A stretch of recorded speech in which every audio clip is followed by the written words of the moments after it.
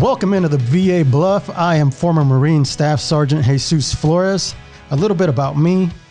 I joined the Marine Corps back in 2001, fresh out of high school.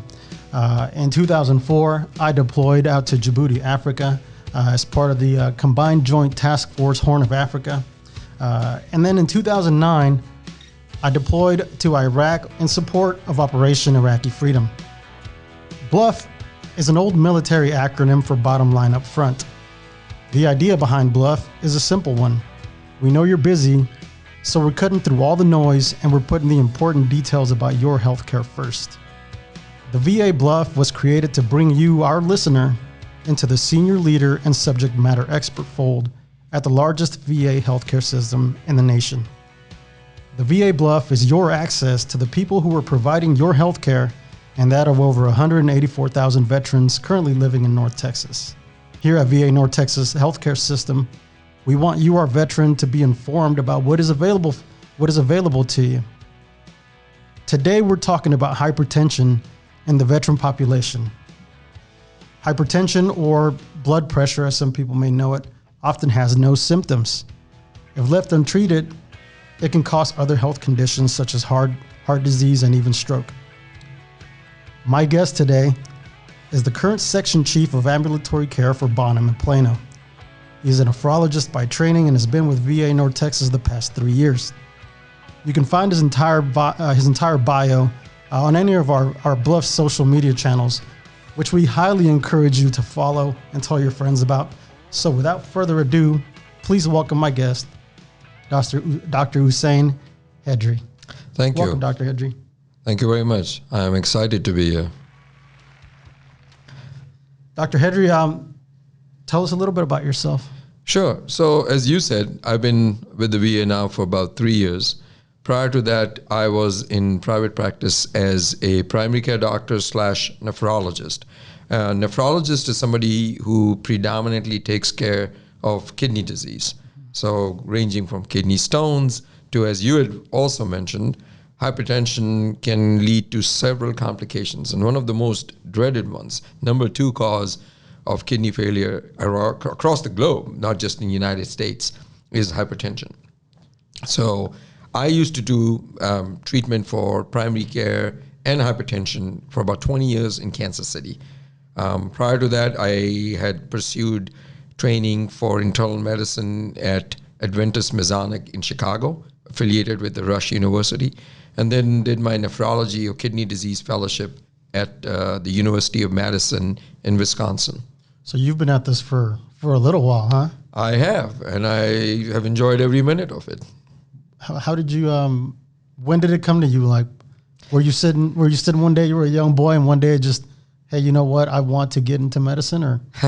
So that's an interesting question. I don't know. I mean, I always felt that there was this draw for me about wanting to, even, I grew up with a brother. I never had a sister. And when we used to play those silly games growing up, we would play doctor-patient sometimes. And I would always love playing the doctor. Sometimes I would feel why me and why not him? But I always felt that there was this urge to make a difference. And not that you cannot make a difference in other professions, but I always felt, think about it. How many times do you sit down across the table with a total stranger and are ready to share some of your most intimate issues with that person? It's in the healthcare. Not often. So, so that was for me. I love talking to people. I love engaging with people. And I thought, you know what, that's such a privilege to be able to make an influence in somebody's life that will improve their lives in some way. So why nephrology? Nephrology, and again, I'm going to say that with a caveat because I know I'm going to probably step on the toes of some of my other worthy subspecialist consulting friends. But I always felt that nephrologists love to be in everybody's business. If you think about it, we treat hypertension, diabetes being the number 1 cause of kidney disease. So we are really unofficial endocrinologists. We take care of heart disease because hypertension and all that is related. So we love to always rub shoulders with the worthy cardiologists. Strokes, so we are playing part as a neurologist. So I mean, I think the concept of being a subspecialist, yet involved with the whole patient. That, for me, was the biggest draw to be a nephrologist. So you're a practicing doctor out in the civilian world. 3 years ago, you decide I want to treat veterans. How did that come about? That's an interesting story. So what happened was we had to move to Dallas, and you know, one of the job openings that I saw, which really got my eye, was the section chief for ambulatory care at Bonham. Now that required slight change of direction for me and some rearranging my career, because I would be not primarily practicing as a nephrologist. But the last few years in Kansas, we used to see a fair amount of veterans admitted to the private hospitals at times, and I would be involved with them, asking them about, you know, how it all started, how did the kidneys fail, how long they've been on dialysis, all that stuff would fascinate me on how much story they had to tell, you know, the struggles, what they'd given to the community. And I always felt at some point in time, I want to be directly involved taking care of veterans. I mean, as you said, you know, taking care of people who have taken the burden of taking care of others.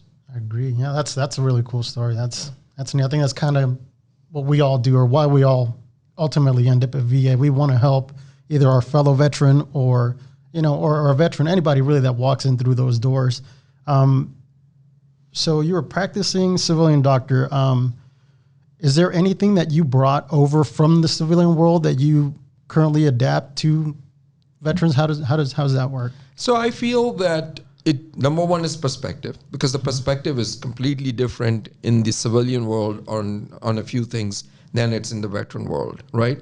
The other thing what I brought was a variety, because, you know, obviously in the veteran world, in the VA, you're taking care of veterans, so you're not seeing the entire family, which I would in the primary care. So I got the concept of something which was very broad, and then was able to condense that and be very focused only on veterans here, which is great.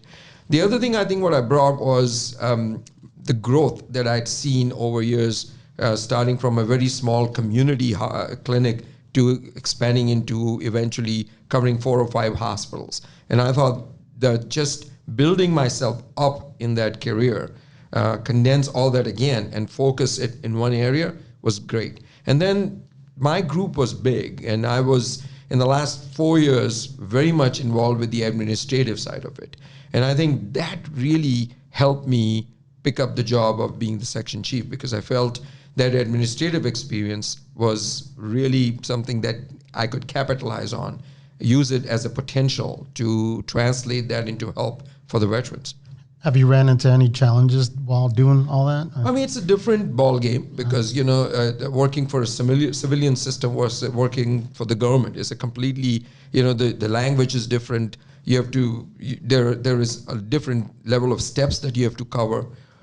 It's a different challenge, but it's nevertheless, there's no dull moment, and but there's also a system in place in the VA, which most people who are in the civilian world, me included when I was there, did not realize how tiered it was, how systematic it was. There is an option for everything. There is ways to get to everything, and everything is streamlined, and it's very uniform, homogeneous, and connected. So whatever happens in the Dallas VA will translate into the care that is provided to veterans across the nation, because, you know, you can do a few things very peculiar to your place, but then there's a lot of things that are very uniform. So that's something I really enjoyed, the uniformity of care that you could provide across the nation, because it's an entire system. The VA follows the system globally. Tell me about a story about, or the most unique experience since getting to VA. I think one of the best things that I found about the VA, apart from the fact, is to see how many people really do this purely for the passion of doing it. They really feel that they are making a difference in the lives of people who have spent their lives taking care of us, protecting us, taking care of our nation. So it's our way of saying thank you and paying back. What I've also found is how connected the network of the VA is. So if there's something great that's tried and worked at one location, you can emulate that example and adapt it to your system. So you don't have to make a Xerox copy of it, but you could use the gist and apply the same principles at your system. You don't have to reinvent the wheel, huh? Exactly. So that's something which I find is very, and then as I was talking to somebody just 5 minutes ago, I think one of the best things I found during my orientation was the concept that the VA preaches is that you never shut the door on anyone. That's something that's been very powerful of a message that I've picked up. I found very interesting. You always provide an alternative. Look, I cannot help you here, but here's what I can offer as a alternative. This is what I can do instead. I'm not just going to say end of the story. This is not the end of the road. This is just a detour. We could probably go this way, which is very helpful because, you know, you're dealing with a group of people who have been trained to be always available for making options and not taking no for an answer. So I love that. It's a good challenge. Well, that'll segue us right into the challenge. Hypertension. Yes. What is it? So hypertension, there's so much hype about it. My first talk I gave on hypertension several years ago, I titled it "Hype About Hypertension" because everybody talks about it. There's so much stigma, there's so much unknown. But if you think about it, it's very simple stuff. It's taking care of your body. So the blood pressure, because the blood pressure, the blood that circulates in your system circulates with a certain degree of pressure. How you regulate that determines whether you have hypertension or high blood pressure or you don't. And most people get intimidated because they think automatically if you've been diagnosed with hypertension, all you're dealing with is this. You've become a mini pharmacy, you've got bottles of pills, you have to pop them open, pop a pill every day, you have to completely, that's the end of the story. No, it's not. There's much more in the backdrop that you could do, which is lifestyle modifications, which is personal therapy, which is, kind of doing techniques which relax you, being more conscientious about your health. And then if none of that is working, then obviously you have the options of allopathic or other medications to help bring your pressures down. That's what hypertension is. Dr. Haideri, now that you told us what hypertension is, what causes hypertension? How do we go from a seemingly perfect or perfectly healthy person to, oh Lord, now I have high blood pressure? Yeah. Right. That's a great question. And it's obviously, it's a loaded question. So answering it, I'm going to break it up a little bit. Okay. So first of all, what is exactly the definition for it? Well, here's the other caveat. Growing up, reading textbooks, you're always told 120 over 80 is considered normal blood pressure. So anything above that is considered bad. Well, in theory, yes. But in practice, it's not as simple because hypertension, the high blood pressure criteria, also changes as you mature in life. So when you're very young, your blood vessels are very elastic. They're very adaptable. So the range of what's considered a normal blood pressure is very narrow. Now, as we mature in life, the blood vessels are not as elastic. They're not as stretchable. So you have to have a slightly higher blood pressure so that you could perfuse the blood and get into all those vital organs. So the blood pressure definition has to be somewhat variable based on your age. That's one thing. How do you get there? Well, there is 4 or 5 things that affect your blood pressure. Some which are under your control and some are not. Obviously, the one that's not under your control is called genetics. Mm-hmm. If you have the genetic tendency to have hypertension, then you're at a higher risk to develop it if you're not careful about your lifestyle. So it does not mean just because your father and mother are hypertensive, which both my parents are, but my blood pressure runs 106 over 60 most of the times. So just having somebody in your family genetically related having hypertension puts you at risk is not a sentence that you will have hypertension. So that's one misnomer that we need to clear. But that puts you at a risk. Now that's something you can't fix until we really get advanced with genetic therapy, and we can. So genetics is something you cannot change. But everything else that affects blood pressure or makes you hypertensive or runs the risk of causing hypertension is under your control. Diabetes. If you control your diabetes extremely well and your diet very well, you could help your blood pressure very well. Obesity. That's one of the rising epidemics not just in this country, but across the globe, right? We are working less aggressively, we are less physically active, but we are eating very enriched food. So we are all not all, but most of us are kind of on the obese side. So obesity is a risk for hypertension, right? Smoking is a risk for hypertension, totally under your control, because the nicotine and the caffeine have detrimental effect both on the blood vessels, but also on how your blood pressure is handled. So that's again under your control, right? Salt, one of the worst enemies that you could create is, I have an affinity for salt myself, but over years I've trained myself, okay, these are the areas I'm definitely going to be careful. Most of us love using that salt shaker when we're eating fruits or certain kind of vegetables, that's the area where you just have to be a little more mindful and say, I have a tendency, I'm a little bit on the heavy side, I got some hypertension running in my family, maybe I should get rid of the salt shaker, at least from the table. And while I'm cooking, I'm going to be very careful on how much salt I add. And you can always sit down with your dietitian, with your primary care doctor, or if you need to be referred to a specialist who can walk you through how much salt would be best for you, given your age, given your condition, given your clinical scenario, right? Then reliance on food which is fast food or prepared food, that's always preserved mostly with salt. So salt is something that you could be very mindful of. So taking care of your exercise, taking care of your salt, avoiding smoking, those are the factors that are under your control that you could definitely use to your benefit in control hypertension. Genetics is not, but genetics alone just does not automatically make you hypertensive. Gotcha. Yeah, I had to I had to change the way I was doing things because it runs in my family. Yes. And so I was a smoker. I quit, thankfully, 6 years ago. I haven't touched it since. There we go. So yeah, I got in trouble with my doc because she was like, "Hey, your numbers are a little higher than we want them to be." Right. And I imagine it's also because once I got out of the Marine Corps, my fitness and my level of activity. Sure. I mean, gone down. Yeah, it flatlined. Yes. I mean, It happens to most of us. Is that normal? I mean, does that happen? Is that something you've seen in veterans? I've seen in veterans who were very physically active, and then when they get close to age when they're going to retire or slow down, they sometimes just let it go. And I think part of the reason is that most of us have this misconcept that I was working at a certain level. If I can't maintain that, it's now worth it, and which is not correct. You can always modify the level of your activity. So yes, maybe you won't be able to do a 10-mile run like you used to when you were 25, but you could still do brisk walking half an hour a day, 3 to 4 days a week. Maintain some activity. Letting it all go is where we run into trouble. We talked a little bit about being what I call being a good veteran, right?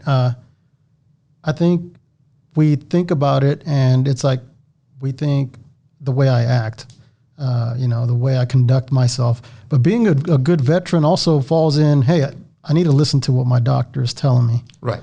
So look, your primary responsibility to be able to take care of others, which veterans have done all their lives, is to first take care of yourself. If you take care of yourself, if you're mindful of your own health, then you're definitely in a much better position to take care of others. I used to see a lot of patients, even in the private sector, who would come in and say, I cannot afford to do all this. I'm too involved taking care of my wife or my spouse or my brother who's sick.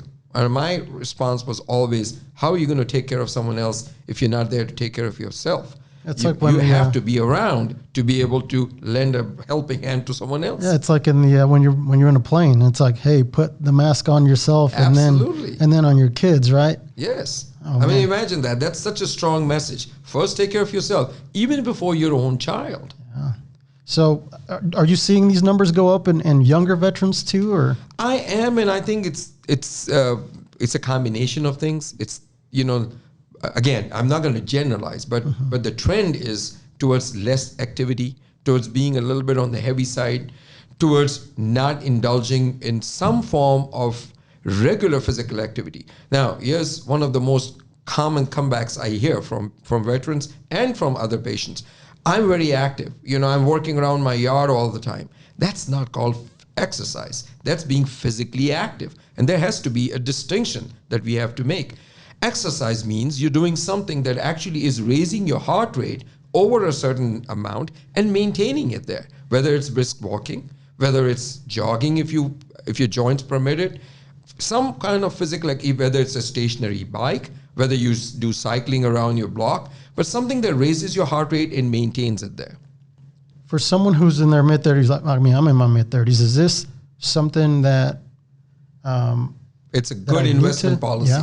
Yes. So you should, if, one of the other things that, and I'm sure down the road you're going to have some programs related to that topic, but something called being mindful of your own health. It's called the approach to your health as a whole health model, which means you put yourself in the middle and you change the perspective. The health is not about getting well when you are in illness. It's not disease-based. It's wellness-based. It's health-based. And health-based, it can only be practiced if you put yourself in the middle and say, what do I need to do to stay healthy? Not what do I need to do to go to a doctor to get better. Yeah, to get over a disease or an illness. Yes. Huh. I've never thought about it that way. Is that what VA is doing these days? Yes, and that's one of the things I'm super proud about the veterans system, that we are really, especially here at the VA North Texas, we are really big on whole health. And we're trying to bring in this concept about put yourself in the middle and use the VA and all the healthcare facets that it provides, whether it's your provider, whether it's your nursing, whether it's a dietary service with the MOVE program, which helps you design a diet and weight loss program, whether it's mental health, which helps you with stress. But there are so many options which are based on different facets which affect our health, whether it's a physical health, emotional health, mental health, all of that. And you hit all of that, that's going to bring the body's functionality to a level which is optimum, and that gives you the best shot at keeping your blood pressure under check. So say I don't or I can't, and I'm running into these problems and my blood pressure still, I've applied all that stuff. I'm doing everything you asked me to do and I still can't get it controlled. Does the VA have? Absolutely great question. So yes, so what I talked about was everything you do leading up to the point where, okay, this is what I needed to knock out. This is a checklist. I'm taking care of myself. I'm exercising. I'm watching what I eat. I've cut down or completely quit smoking. I'm staying active, right? But still my blood pressure is up. Now that's where the genetics come in, which is something you can't control, right? Or you have a tendency to have high blood pressure, whether it's not genetics either. Well, then you've got an armamentarium of medications that the VA offers. And VA's pharmacy and what we carry as a formulary on the VA is very robust. We've got all kinds of medications. And here's the beauty about the treatment of medications, using medications for treatment of hypertension. Certain medications hit different options also, like beta blockers. It's a kind of a blood pressure medicine. Also helps for migraines. So for those veterans who have high blood pressure but also have migraines, that's the best kind of medication to go for. Certain medications help strengthen your heart. So God forbid if you've had issues with your heart and you need remodeling of the heart, those blood pressure medications are ideal for you if you need therapy. So blood pressure treatment through medications could also be channeled based on some of the other conditions which we medically call comorbidities, the other medical conditions that you have. So we could kill two birds with one stone. And can you touch on comorbidities? I kind of did a little bit of reading on that, but I did see that if we're suffering from hypertension, a lot of times that also leads to what? Diabetes? No, I don't think related? hypertension will directly lead to diabetes. Certain lifestyle issues which make you predisposed to hypertension, like obesity, like lack of exercise, will predispose you towards diabetes also. But here, I'm glad you brought that up, because something that I do want to mention is almost 60%, that's about 2/3 of patients who have high blood pressure also concomitantly have hyperlipidemia or high cholesterol. They typically go hand in hand. So it's very vital that if you have had high blood pressure, that if your doctor has not brought it up, that you bring it up with your provider and say, hey, is my cholesterol checked?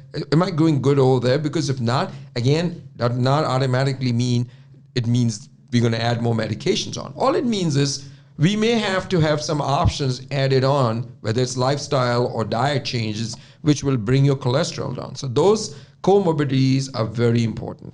Like for someone who has high cholesterol, are they typically more susceptible to hypertension too, or? Again, because of the lifestyle, yes. Okay. Got a question for you. All right, I know we've been sitting here quizzing you about all this stuff, but I love it. What do you think we need to continue doing at VA North Texas to continue increasing the trust in the VA? And again, that's an excellent question. Well, number one, we are. We work at the VA North Texas with a very open policy of bringing in your problems. And if there are areas, look, I worked 18 years in the private sector, and I can tell you there's no system in this world, not just the United States, which could be called a perfect system. I think what the VA offers, and especially VA North Texas offers, is a very open door policy of bringing your concerns at different levels so we can help you accommodate what we can to fix it. Plus, the VA is not just about coming to a doctor and getting a blood pressure check and getting your scripts going down to the pharmacy. It's about utilizing our options in healthcare related to the MOVE program, which helps you modify your diet and get moving literally so that you lose weight. It's about utilizing the several facets of mental health improvement that we offer, right? We offer battlefield acupuncture. We offer exercises, and during these days of pandemic, we got so many of these options still available online. So you could be doing all of this in the comfort of your home and completely utilizing the resources the VA has to offer. I'm sure someone listening just found that out, because I didn't even know we had that stuff. Yes. Well, Dr. Haideri, that's all the time I got for today. Thank you so much for coming out here and taking the time to educate both myself and our veterans. Sure. We really appreciate it. I hope to have you back if you're open to it. Sure, I would love to do this, and I want to thank you and VA North Texas again for taking the initiative for a program like this, which will hopefully be of some utility to our veterans. And I want to thank all the veterans for the great service they've provided to our nation. Thank you so much. Well, that's all the time we have for this week. I want to thank Dr. Haideri for taking the time out of his busy schedule and for coming on. And I want to thank you, our listener, for tuning us in and leaving us on. I encourage you to tell your friends and family about the VA BLUF. Follow us on social media by searching for the VA BLUF. That's THEVABLUF on Facebook, Instagram, Twitter, and YouTube. You can catch this and all episodes of the VA BLUF on buzzsprout.com or wherever you get your podcasts by searching the VA BLUF. Thank you to singer-songwriter and friend of the show, Cole Reisner, for letting us use his music. For everyone that made this one possible, I'm Jesus Flores. Until next time, my fellow bluffers, this has been the VA BLUF.